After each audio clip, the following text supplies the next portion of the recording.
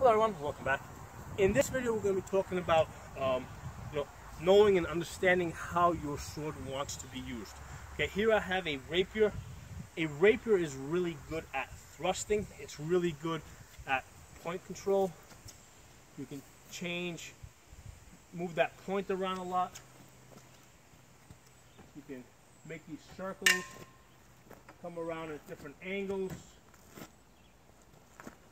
So it's really good at thrusting. It's not very good at cutting. I mean, obviously this is a blunted sword, but even if this sword had a sharp edge on it, I mean, first of all, my cuts would probably be from the wrist, okay? I mean, yes, a cut from this sword to the head can be very annoying and demoralizing, but it's not likely that it would kill me or even take me out of the fight. In fact, a cut to the fingers, right? If you can get to the fingers, would be a lot more effective with the sword, because I've actually been hitting the fingers with this thing, and that hurts. I mean, and if it's sharp, I can definitely see it creating enough pressure to break the bone. I mean, you're not going to cut the finger off, but you can create enough pressure to break that bone and take somebody out of the fight. So if I'm going to make a cut with this sword, it will most likely be to the fingers, okay? But the sword primarily wants to thrust, and if you make cuts, they're going to be they're basically going to be from the wrist, okay? Now, mind you, not all rapiers were this thin. Some rapiers were maybe almost this wide. I mean, maybe as wide as the tip part here coming back. I mean, they could weigh up to 3 pounds. So some rapiers could make a better cut, but the rapier primarily wants to thrust. Okay. I'm gonna take out this sword here. Okay, typical Type X Norman style sword. Now both of these swords, right, the rapier and this sword, are contemporary to the buckler. Okay, they did have bucklers at that time. So with this sword, first of all, with the rapier, we're probably fighting unarmored people. So a thrust into the chest, into the ribs, into the stomach will be effective. A thrust with this sword into mail, it basically is gonna, it's gonna basically, the blade's gonna wanna buckle. I mean, it might hurt, but you're not gonna penetrate mail with a thrust. And besides that, the point control on this sword really sucks. It's really blade heavy. It's really hard for me to control it.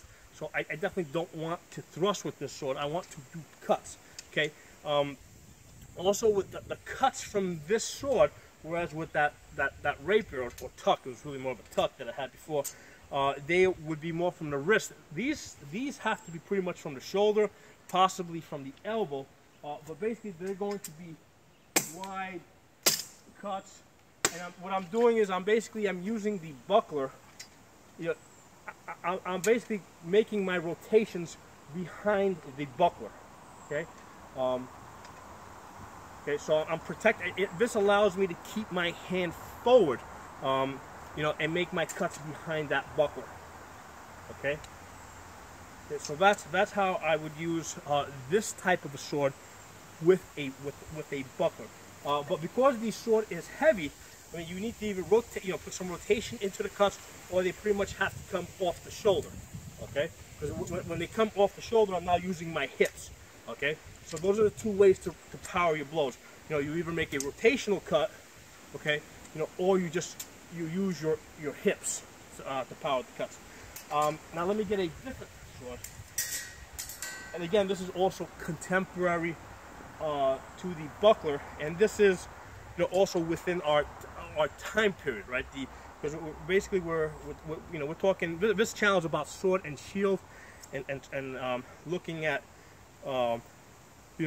manuscripts from the 1300s, 1400s, and using them to try and recreate how sword and shield combat would have been like, and basically also drawing upon you know, experience from SCA fighting, and looking at some of the similarities in the cuts and the fighting styles that we see. Okay, so that's what we're doing in this channel. Now this sword over here, it's a little bit more tapered. You know, this tip is a lot easier to control, but nothing like this rapier. Okay, I mean the rapiers, you know, I can make these small circles, come in at different angles, come over the top. So even with this sword, okay, this sword here, let's go into that.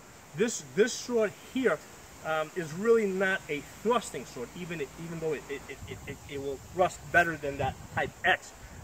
This sword also wants to cut.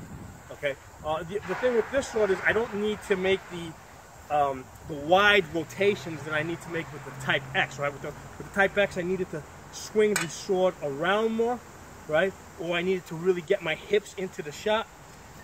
With this sword here, you know, I can make, you know, basically I can turn the wrist, and what I'm doing is I'm basically using my wrist and my elbow to make my cuts. Okay, I can even make my cuts from a static position.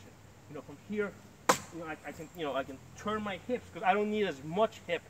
You know, being able to, you know, basically using a lighter sword allows you to use less body mechanics. Okay? I mean, you still gotta use some hip. Okay.